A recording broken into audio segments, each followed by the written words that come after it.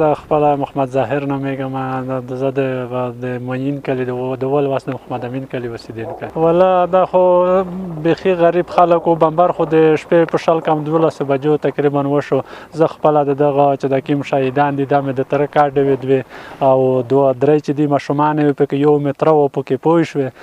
په دغه میش ټول غریب کار خلک یې په دې کې هېڅ داسې هغه نشته. تاسو د منطقې ته د علاقې ته خپله وګورئ هېڅ دولتي ارګان هم دلته وجود نه لري پوه شوې.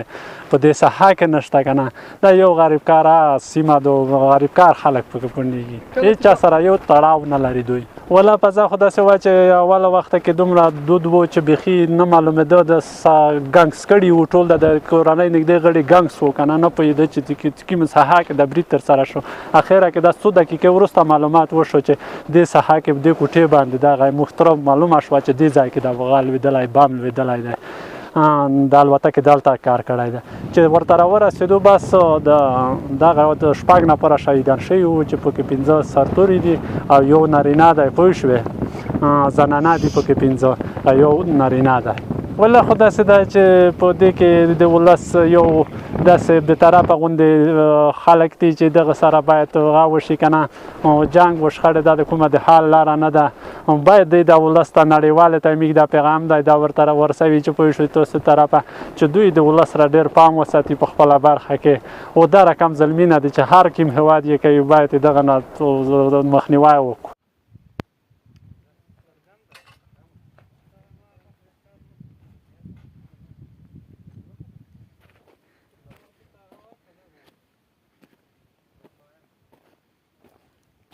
هغه د شپې تقریبا شل کم 12 بجې وې چې دا بمبار د پاکستان جټ الوتکه وکړ او 15 سره وې 3 ماشومې وې 2 سره وې یو نارینه و. دغه په شهادت ورسېد. دغه ډېر غریب کاره خلک وو. دا تاسو د صحنه خپله وینئ. داسې خلک وایي چې آباد وایي واسی وایي کروباري وایي خو دا کورونه به په دغه شکل نه وایي. دا ډېر غریب کاره خلک وو ډېر عاجز خلک وو ډېر مسکین خلک وو. دغه د هېچا سره تړاو نه لرو. او د کورنۍ پاتې دي د دغه زنانه لورینه پاتې دي ترې زمن یې پاتې دي دا پاتې دي.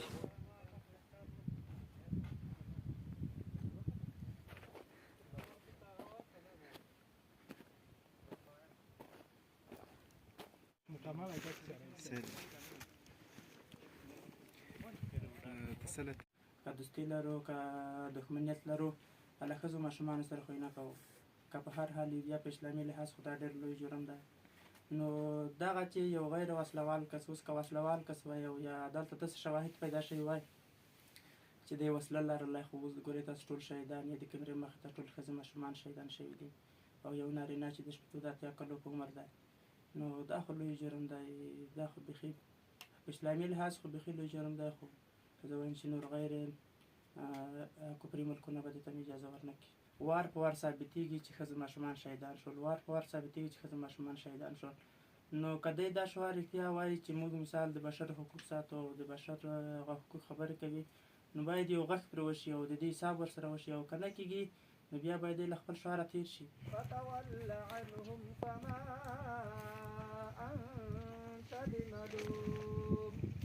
سبحان ربك رب العزة عما يصفون وسلام على المرسلين والحمد لله رب العالمين.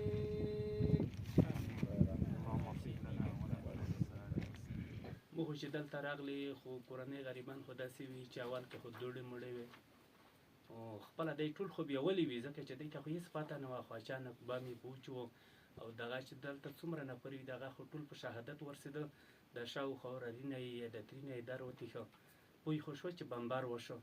هغه د ترغ نه وروسته چې د پېرې شاوخوا چې څومره کلیوال دي څومره د موږ خپلوان دي د غار ورسېده. مطلب د پاتې زنانه د پاتې ماشومان یې نقل کړه لوی کلي ته په خاطر د دې چې دوباره بیا بمبار وشي. چې زه خپله د دغې کورنۍ ما خو یقیني په یقین سره درته یم چې په د 20 کاله کې به د دې یوه چا سره ارتباط نه وي. نه یې د اسلامي اماره سره شته روابط نه یې د بل چا سره شته نه یې د بل چا سره شته نه یې د بل چا سره نه د روابط خلک خپله په دې د حالات د ګواه دي.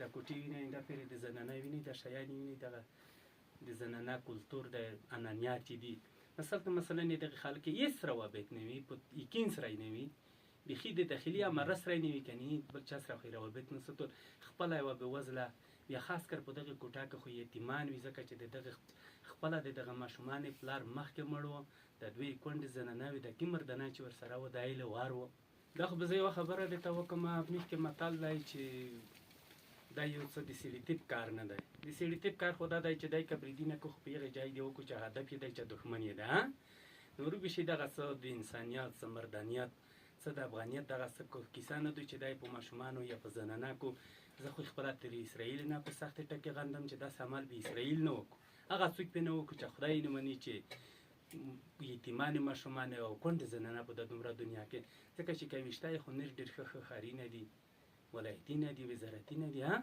دښمني دي چا سره دا ولې څوک